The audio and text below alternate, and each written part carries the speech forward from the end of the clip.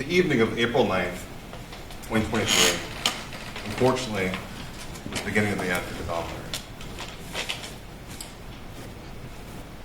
Mr. Graham is correct. There were two separate groups there, right? There was a very large group of airmen from the Air Force. There's security forces, medics, one of them being Malcolm Santiago, who you will hear, when he arrived late, was the troublemaker. In the other group, there were four men. They all worked for Camping World, right? Two of the men were older. That's Tim Helton and Toby LaShane Wallace. Two of the men were in their early 20s. One was John Chester, who had been friends for years with my client, Ross Johnson. Mr. Graham is correct. The evidence in this case is all on video. It's very simple. So if there's ever any question about anything that comes from this witness stand here, just ask them to roll the tape. Mr. Graham, roll tape. Is what he's saying accurate? You'll see that inside the bar, Coyote Ugly, a fight breaks out. Involved in the fight, of course, is Mr. Santiago. Involved in the fight is Toby LaShane Wallace, Timothy Helton, John Chester, and everybody else in that Air Force group. There's pushing and shoving, but the people who actually throw punches are the people that I mentioned, the people that get ejected. Bouncers break up the fight. Dayvon Larry puts John Chester in a control hole, right? Remember, he's security forces. Control hole. Doesn't even put his beer down. He's hanging on to him. Lets him go. John Chester walks away.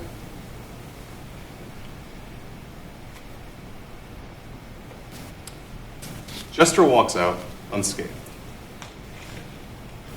Malcolm Santiago had been fighting Toby LaShane Wallace, Timothy Helton. Not involved in the fiasco at all is Ross Johnson. You'll see him on video, right? He's walking out. He walks in from the patio where he's standing with the two girls. There's two blonde girls, both in black dresses. The only way you can tell them apart is one's got their hair up, one's got their hair down. He's standing out there with Malaya. But when he sees the fiasco inside, he walks up, puts his drink down, just casually strolls up, hands in his pockets. No intent to fight, just making sure his friend's okay. Everything's fine, under control. He walks back out.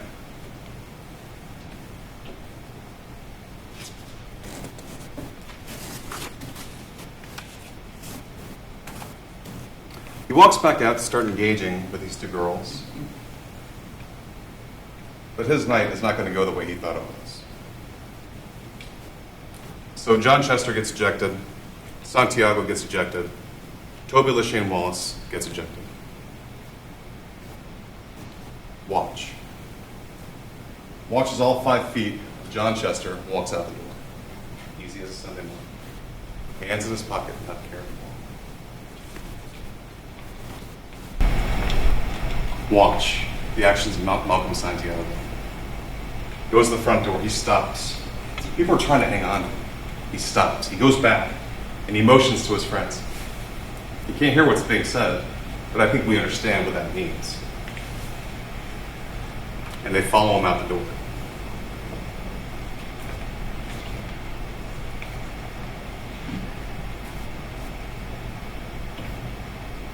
You'll hear that the reason Santiago was going out there to chase after John Chester was that he wanted clarification as to what the problem was. Can you speak into the mic? I can't hear you. He wanted clarification.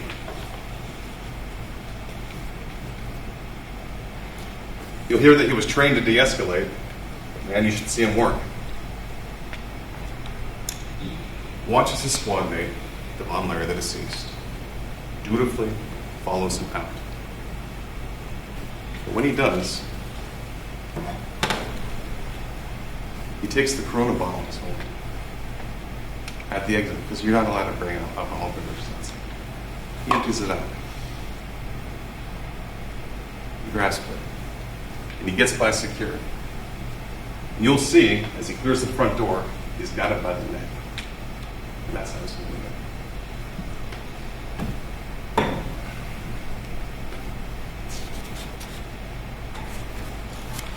The scene that he's emptying the beer bottle out is directly in front of Ross, who's standing in the patio. And he's watching this. And his mind is taking this information in. The next thing you know, Timothy Hilton's coming up. He says, hey, look at your friend. Look at your friend, not mine. Look at your friend, John Chester, all 5 feet up, getting chumped by these guys. Objection, Judge. Can you move the file? Yes, sir.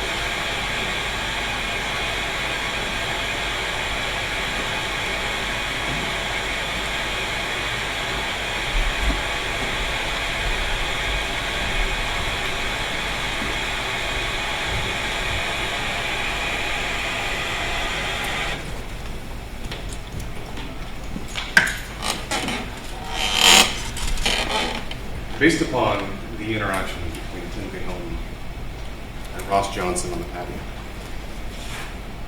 Ross looks to his right and he sees his friend in the reacts in a second. Drink down, vaults over the railing. As he's running to the altercation, he sees a gentleman also running towards the fight. Not walking, running towards the fight. He's identified this person as a member of the Air Force group. And yet, he takes him off the board. The state's going to say that he struck him. You have to watch the video. You don't see that, though. What you see is the two men intersecting. You don't know if he strikes him. You don't know if he elbow checks him. You don't know if he shoulder checks him. You just see that Dayvon Larry goes down. He doesn't catch himself. But then Dayvon Larry was also drinking.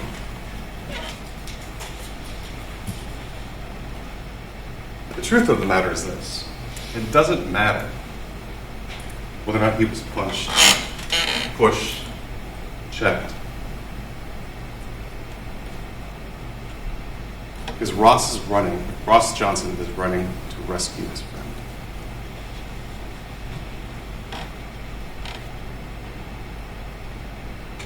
He doesn't stop after the intersection with Mr. Larry.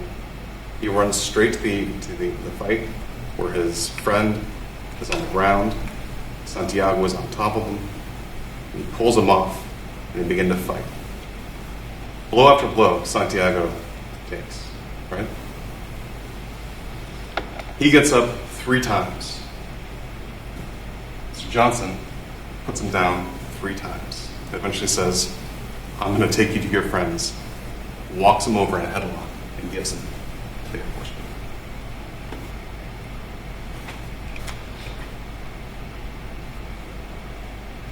You'll hear that the injury that Dayvon Larry suffered was a fracture at the back of his left side. There was also a fracture behind his forehead here. You're going to hear the medical examiner opine that this was caused by one single blow. But he has to also accept the possibility that that injury was from hitting the pavement and not him catching himself.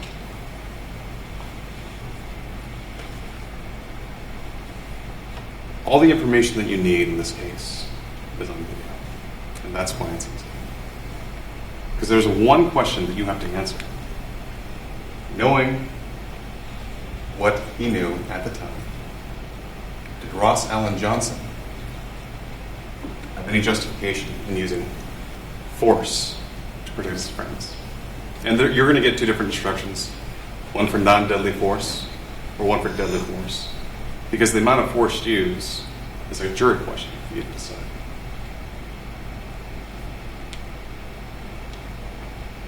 Was Ross Allen Johnson entitled to use the amount of force he did to defend his smaller, weaker friend?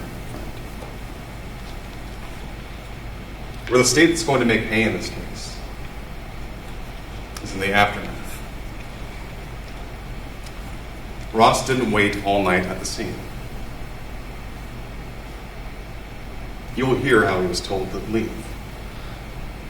You'll hear that he spent the night in 2 girls. But you're going to see on Officer Sastry's body cam a gentleman in a black shirt talking to the police. That gentleman in the black shirt is Ross Allen Johnson. Eventually, when the police get his cell phone number, we call him the next morning. We wake him up at the Castellano where he's staying with the girls in John Chester. At this point, he has zero clue as to the gravity of the situation, the dire straits that Mr. Larry went through before the play passed.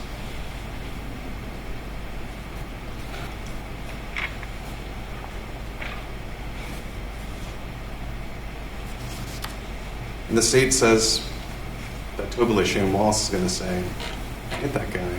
I think I killed him. But here's the problem with that statement. At the time that statement was made, Mr. Johnson was still on scene, right, to talk to Mr. Wallace. And at that time, Mr. Larry was still alive.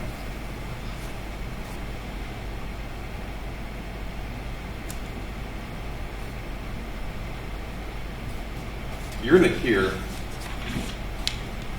how Ross Allen Johnson comes in the next morning, gives a voluntary statement to the police, like, all right, I've got to pay the piper. I was in a fight last night. I'm going to go to jail. He's sitting there talking to 2 police officers, Lieutenant Anderson, Detective Pelletier. And again, he has zero clue as to what happened to Mr. Larry.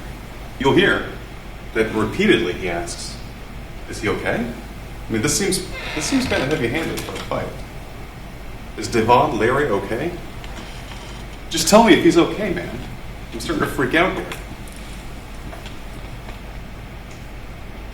You'll hear how the police, when they're sitting down and they're speaking with Mr. Johnson, think, well, you know, he's not good. Knowing full well he had already passed at 408 that night. Knowing full well he's not doing that good.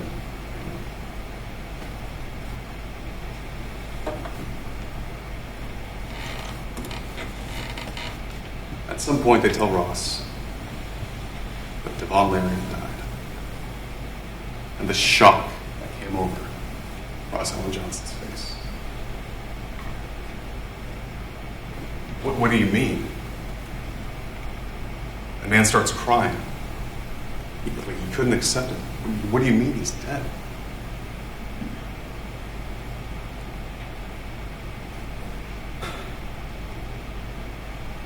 You're going to be exposed to some autopsy photos. So I need you to steel yourselves mentally and physically.